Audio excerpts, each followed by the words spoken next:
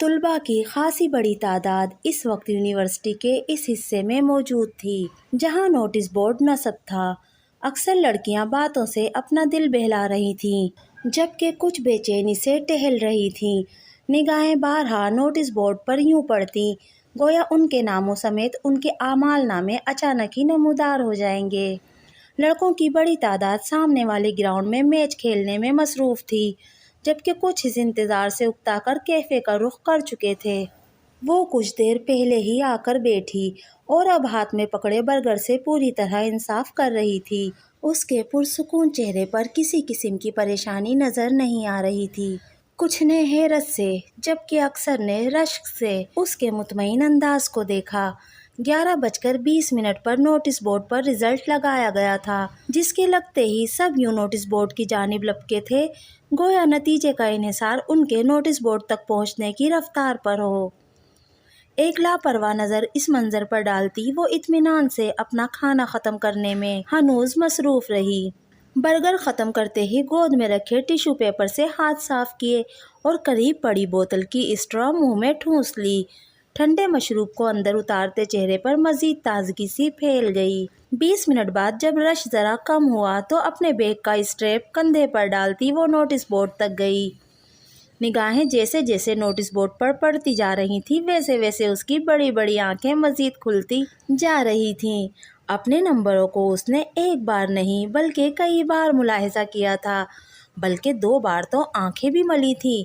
شاید اسے ہی صحیح دکھائی نہ دے رہا ہو مگر یقین آتے ہی اس کا چہرہ خوشی سے چمک اٹھا تھا اور وہ گویا ہواؤں میں اڑتی ہوئی مڑی تھی اور اس کے چمکتے چہرے کو کچھ فاصلے پر بیٹھی اس کی سینئرز نے بھی دیکھ لیا تھا۔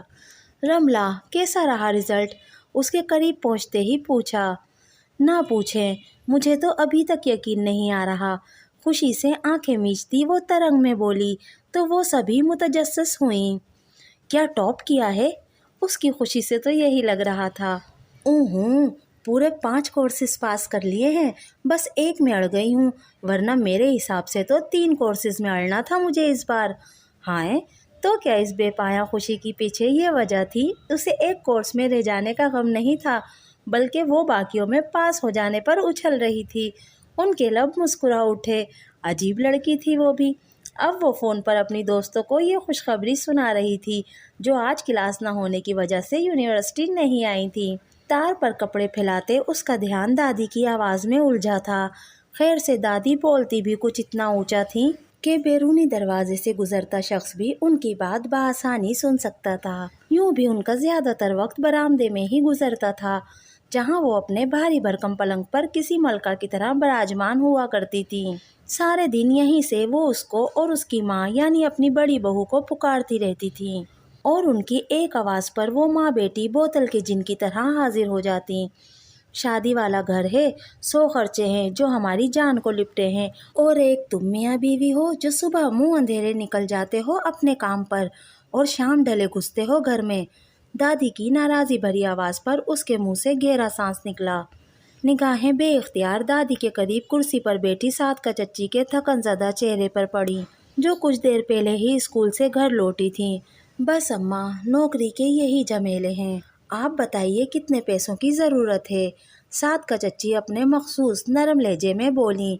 2 گھڑی بیٹھو تو کچھ بتاؤں بھی۔ دادی کا انداز ہنوز شکایتی تھا۔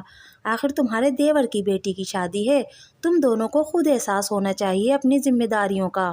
بڑے بھائی بھاوجی تو سر پر ہاتھ رکھتے ہیں۔ دادی پھر سے شروع ہو چکی تھیں۔ اسے صادقہ چچی پر ترس آیا جو بھوکی پیاسی بیٹھی دادی کو سن رہی تھیں۔ تبھی نفیسہ بیگم ہاتھ میں کھانے کی ٹرے لیے قریب آئیں تو صادقہ چچی نے تشکر سے انہیں دیکھا۔ سلام بھابھی، ٹرے ان کے ہاتھ سے لیتے ہوئے وہ بولی۔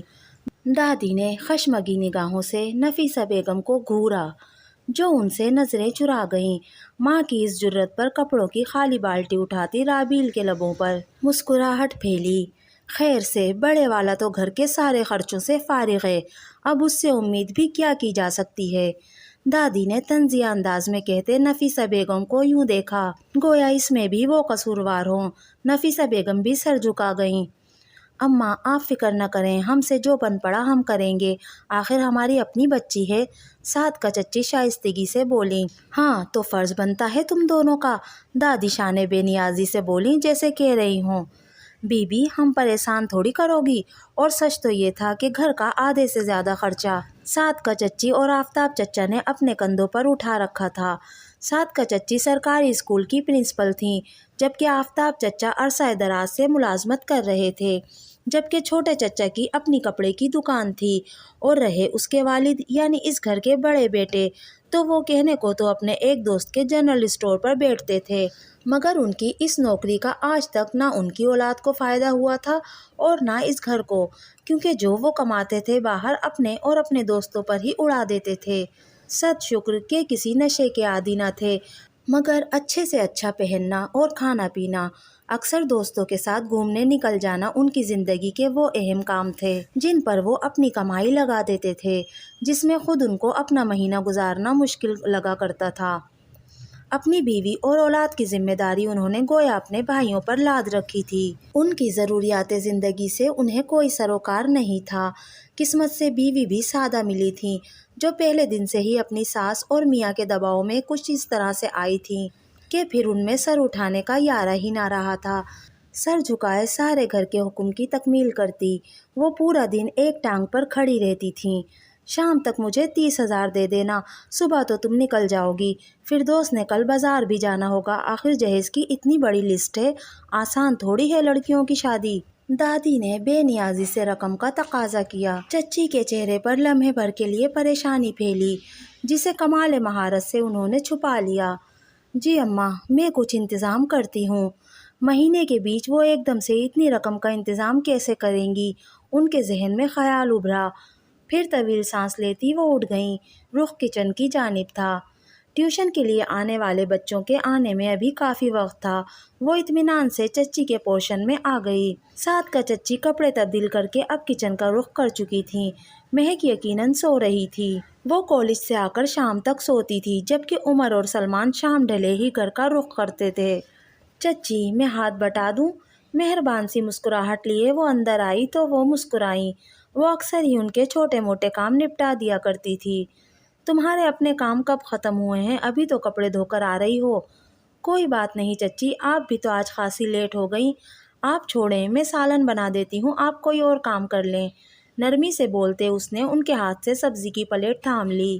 وہ مشکور سی اسے دیکھتی ذہن میں دوسرے کام دہرانے لگیں جنہیں آج ہی انجام دینا ضروری تھا۔ مت پوچھیں آپی، میرا تو خوشی سے برا حال تھا۔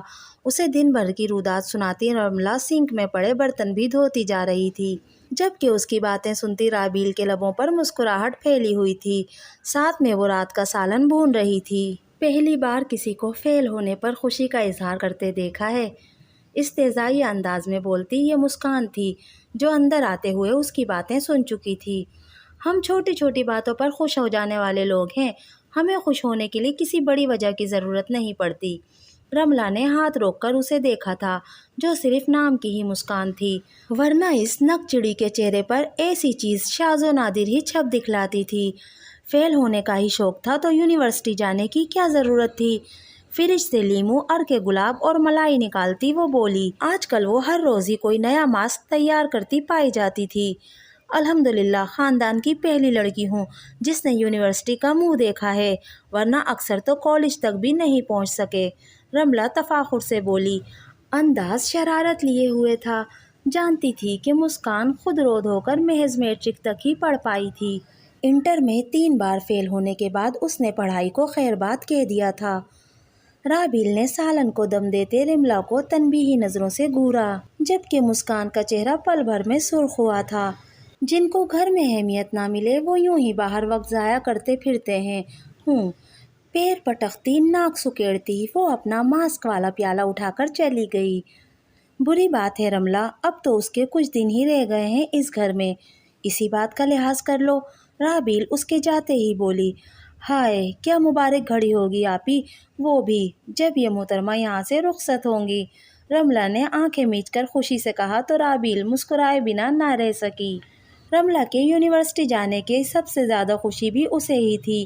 اسے ہمیشہ سے پڑھنے کا شوق تھا، مگر اپنے حالات اور کچھ باپ کی لاپرواہی دیکھتی وہ اپنے شوق سے سمجھوتا کر بیٹھی تھی، اور اس کی بڑی وجہ دادی کا اعتراض بھی تھا۔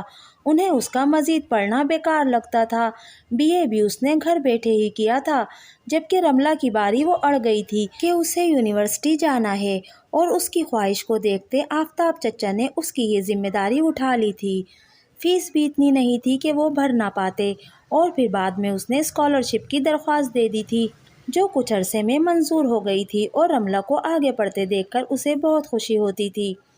سالن کا دم آنے تک وہ روٹیوں کے لیے پیڑے بنا چکی تھی۔ جتنی دیر میں اس نے روٹی ڈالنا شروع کی، اتنے میں رملہ میز پر برتن لگا آئی۔ اب رملہ روٹی بیلتی جاتی اور وہ توے پر پکاتی، یوں اس کا بھی ہاتھ بٹ جاتا تھا۔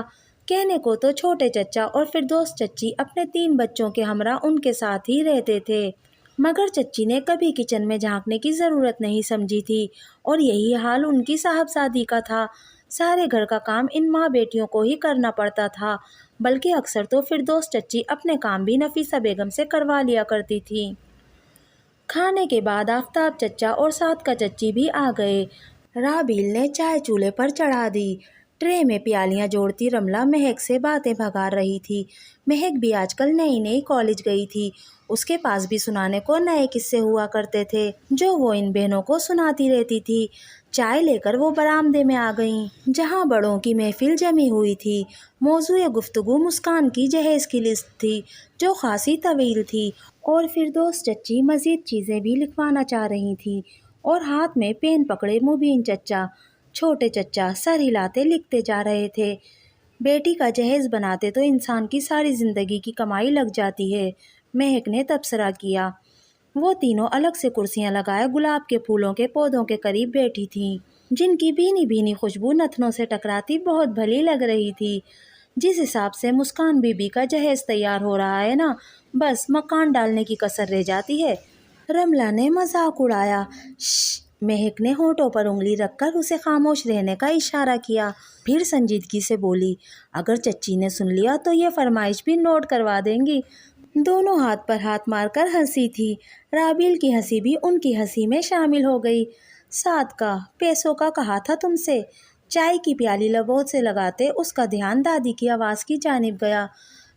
جی اماں، یہ ابھی تو 20,000 ہی ہیں، باقی کا میں کچھ انتظام کروں گی۔ صادقہ چچی نے رقم ان کی جانب بڑھائی۔ اس طرح کیسے شادی کے خرچے پورے ہوں گے بھلا؟ تم دونوں میاں بیوی کو ہی ہاتھ کھولنا پڑے گا نا۔ ایک وہ بڑا ہے جسے اپنے سیر سپاٹوں سے فرصت نہیں، دوستوں کے ساتھ نکل گیا، گھر میں جھانکنے کی تو توفیق نہیں ہوئی، جانے سے پہلے بندہ مل کر ہی چلا جاتا ہے۔ دادی کا انداز خاصا تلخ تھا۔ اماں آپ فکر نہ کریں، ہم رقم کا انتظام کر لیں گے، سب اچھی طرح ہو جائے گا انشاءاللہ۔ آفتاب چچا نے ماں کی خفگی کے ڈر سے کہا۔ اپنے ہی تو اپنوں کے کام آتے ہیں بھائی جان، فردوس چچی نے مسکراتے ہوئے ٹکڑا لگایا۔ ہاں تو مبین کے باپ کی جگہ ہے، آخر کو بوجھ تو بانٹے گا ہی۔ دادی کی بات پر دونوں میاں بیوی نے سر ہلائے۔ بھائی جان کی سپورٹ کی وجہ سے ہی تو میں بھی پرسکون ہوں، ورنہ اس مہنگائی کے دور میں شادی کرنا کہاں آسان ہے، مبین چچا نے کھلتے چہرے کے ساتھ کہا۔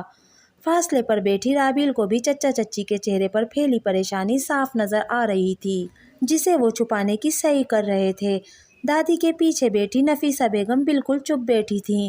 ان کے شوہر نے انہیں وہ مان ہی کب بخشا تھا کہ وہ کوئی مشورہ دیتی یا کچھ کہتی، جبکہ ہمیشہ دادی کے مطالبات پورے کرنے والے آفتاب چچا اور صادقہ چچی بھی سر جھکائے مؤدب بیٹھے تھے، جن کی ساری زندگی دادی کو راضی کرنے میں صرف ہوئی تھی۔